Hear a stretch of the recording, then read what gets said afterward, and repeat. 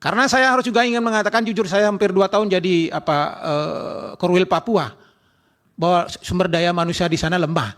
Sepanjang kemudian perbaikan itu terjadi di distrik. Terima kasih. Izin Yang Mulia. Nggak ada lagi pertanyaan, Pak. Bukan pertanyaan. Ya. Mulia. Saya ingin agar ahli mencabut kata-katanya bahwa sumber daya manusia Papua lemah. Ya. Itu mungkin. Makasih Yang Mulia. Gimana? Silakan respon. Dalam konteks penyelenggaraan pemilu, lemah yang saya maksud relatif masih perlu untuk kemudian ditingkatkan. Saya tidak mencabut pernyataan saya. Itu yang saya bilang logika sesat dalam berpikir proses ini gitu.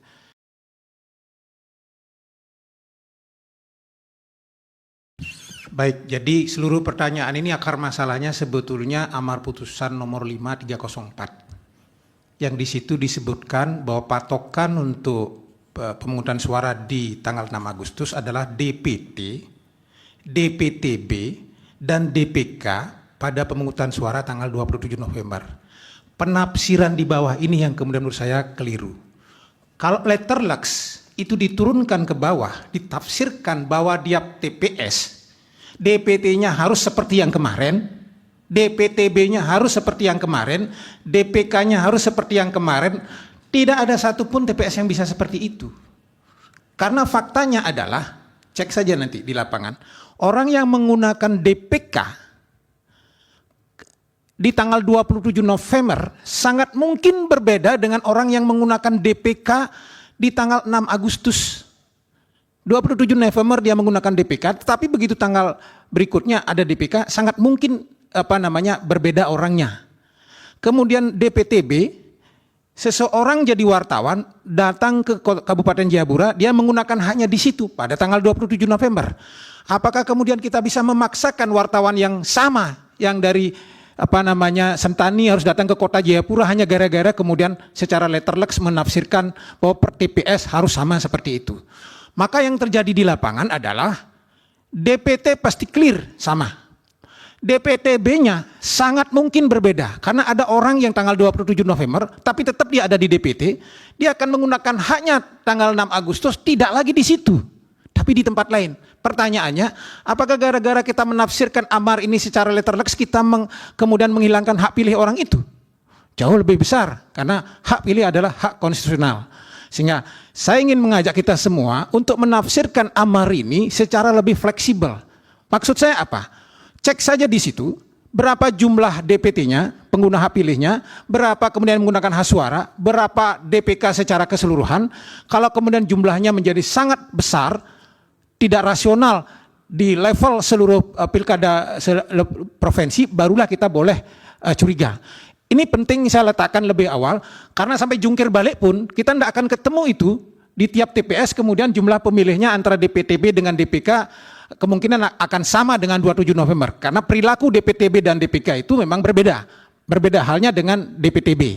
Ini poin pertama majelis. Sehingga itu juga menjawab pertanyaan akhirnya ketika bicara soal hal-hal yang tadi disebutkan oleh Mas Bambang soal angka DPTB dan seterusnya. Poin yang kedua, menjawab pertanyaan dari pemohon tingkat partisipasi 73%. Saya sudah jelaskan seperti tadi. Jadi konstruksinya sebetulnya sudah terjawab secara normatif apa yang sudah saya jelaskan tadi. Ada 484 beralih status, makanya jumlahnya dia pasti akan berbeda. DPT saja misalnya di 27 November dengan sekarang berbeda, karena pemohon sendiri sudah menjelaskan ada 408 orang beralih status dan seterusnya.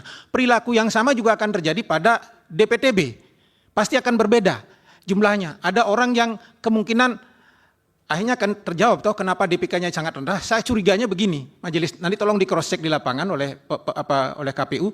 Gara-gara menafsirkan letterlux, orang yang memilih di sejumlah TPS tidak berani datang tidak mau lagi datang jauh-jauh ke tempat itu hanya gara-gara ada aturan yang kaku begini. Kecurigaan saya begitu. Kenapa DPK-nya rendah sekali dari 12.000 jadi 10.000? Kecurigaan saya 10.000 ini nggak berani milih. Karena kalau dia milih dia akan kembali ke TPS yang jauh itu gitu. Nah, ini kecurigaan saya belum berbasis data. Nah, ini penjelasannya sehingga kemudian 27 November dibandingkan 6 Agustus DPT-nya pasti berbeda jumlahnya. Karena ada yang meninggal, ada yang kemudian TNI Polri beralih status, DPTB-nya juga pasti berbeda. DPK-nya juga pasti berbeda. Tapi overall, menafsirkan amar itu menurut hemat saya adalah bagaimana sebetulnya jumlah pengguna hak pilih yang ada di situ, baik suara sah tidak sah. Kalau ia kemudian, contoh sederhana saja, jumlahnya ternyata melebihi dari 27 November, apa sih ada masalah itu? Berarti ada yang nambah ini DPT-nya ini. Nah, kalau nambah. Tapi kalau semua kemudian turun jumlahnya overall di provinsi, berarti sebetulnya pemahaman saya tidak ada persoalan berkaitan dengan mereka yang hadir ke TPS. Karena sekali lagi kita harus menafsirkan secara fleksibel amar putusan MK nomor 5 itu. Ini juga izin majelis untuk memberi catatan, mungkin besok-besok amarnya jangan sampai ke DPTB dan DPK, bingung nanti di bawah menafsirkan. Karena Nanti urusan kami ya. itu, Pak. Itu yang pertama, tingkat partisipasi. Kemudian berikutnya kasus Biak Numfor. Nah begini, soal yang saya sebutkan tadi yang tidak taat asas itu maksud saya begini. Pada keterangan ahli 27 November kemarin, seingat saya Pak Marwara Sirait dan Pak Ferry Amsari itu memberikan keterangan pada pemohon, mungkin dengan posisi yang berbeda pasangan calonnya, itu bahwa jangan menggunakan Mahkamah Konstitusi ini sebagai keranjang sampah gitu. Semua mau dibereskan oleh Mahkamah Konstitusi. Beliau juga menjelaskan pada saat itu sudah ada tatanan di level bawah, tugas Bawaslu seperti apa, sudah diselesaikan, maka seharusnya memberikan kemurnian pada level persidangan hari ini untuk merapikan hal-hal yang memang penting. Nah, saya ingin mengatakan tidak taat asas dalam konteks hari ini kan permohonannya juga sama, menjadikan majelis sebagai keranjang sampah, hal-hal yang harusnya sudah beres di bawah dibuka lagi. Itu yang saya maksud tidak konsisten soal pendapat sebelumnya dengan kasus yang ada sekarang. Berikutnya soal kasus Biak Numfor, formulir kejadian khusus. Ketika itu terjadi persoalan pada level distrik, maka memang C1 itu tidak boleh diubah. Saya sepakat. C1 tidak boleh. Artinya saya ingin mengatakan secara administratif ada persoalan. Tapi problemnya apakah substansi administratif itu mengubah hasil atau tidak?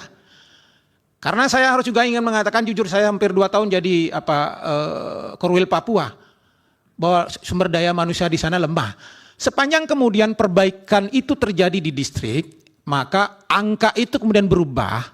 Ada faktor administratif kemudian yang tidak rapi, apakah kemudian hari ini kita ingin mengatakan bahwa di situ harus diulang? Saya kira tidak juga. Nah, kecuali kalau kemudian ditemukan angka-angka yang substansi itu bergeser. Nah, hemat saya problem administratif ini tidak menafikan persoalan substansi bahwa niatnya kan sudah ada perubahan di situ dan sudah dirapikan. Bahwa kemudian ada masalah soal administratif. Kemudian apakah pertanyaan berikutnya dari apakah mungkin lebih dari 100%? Ya sangat mungkin.